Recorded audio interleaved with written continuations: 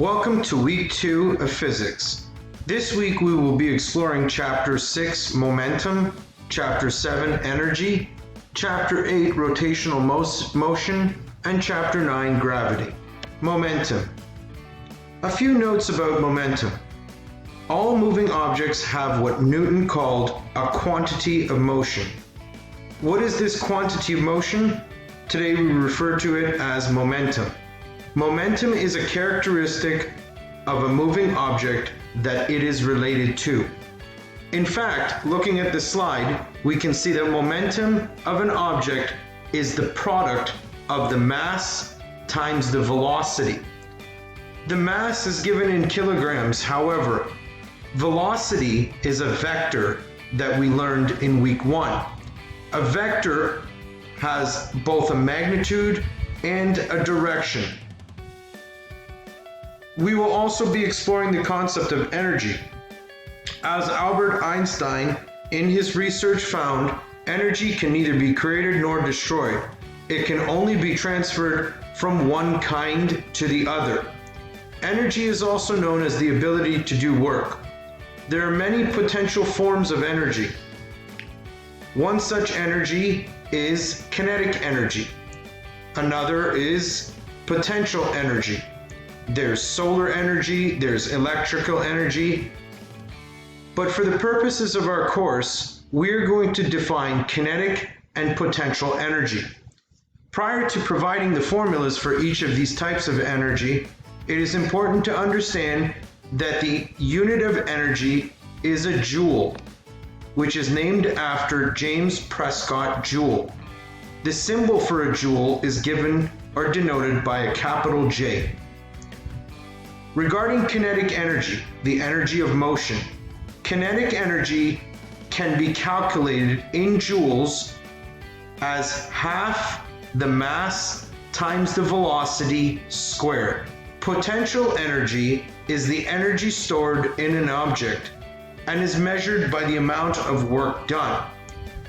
The formula for potential energy is mass times gravitational acceleration times height, where the gravitational acceleration is a constant of 9.8 meters per second squared, which is due to the gravity of Earth. Work is said to be done when a body or object moves with application of external force. Work is defined as an activity involving movement and force in the direction of the force. When we kick a football, we're exerting an external force F, and due to this force, the ball moves to a certain distance. The disposition of the ball from point A to point B is what we call a displacement. This work can be calculated as force times displacement. Sometimes D is known as distance. Work equals F times D. Again, the SI unit for work is the joule. Power is the rate of doing work. It's a physical concept that has several meanings depending on the context and the information that is available. A simpler definition of power would tell us that it is the amount of energy consumed per unit of time. In other words, the unit of energy is work over T, which is time. Since power doesn't have a direction, it is a scalar quantity. It is not a vector quantity. The SI unit for power is joules per second, which is the units derived when you divide time into work, and this is known as a watt. A watt is defined as the power taken to do 1 joule of work in 1 second. In week 2, we will also be exploring the concept of circular motion.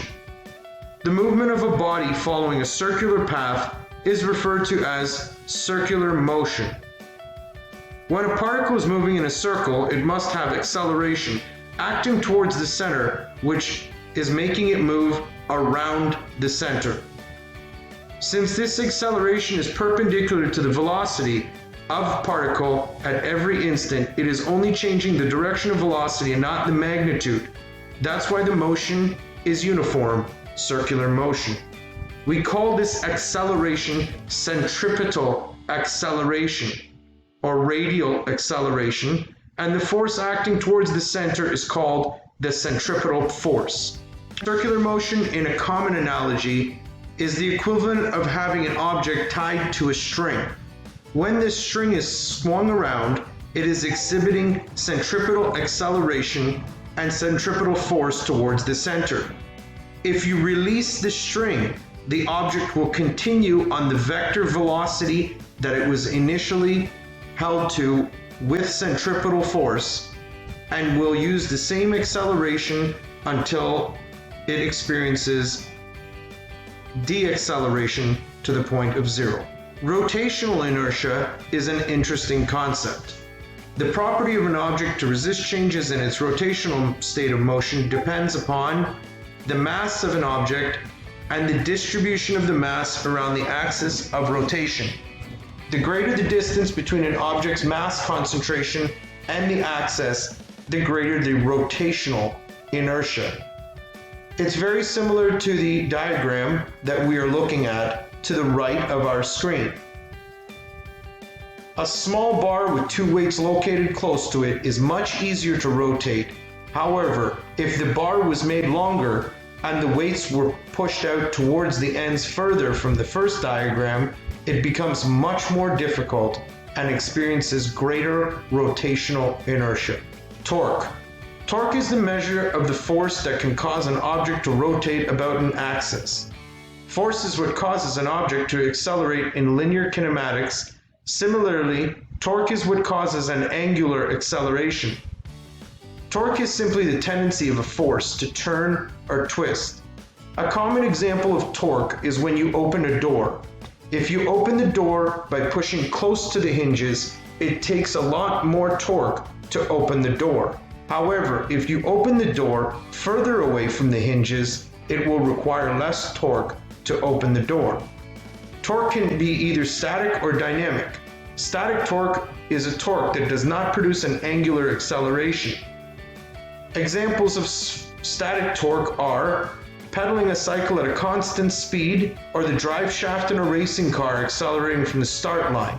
I'd like to thank you for listening in to the introduction for week 2 of our physics course.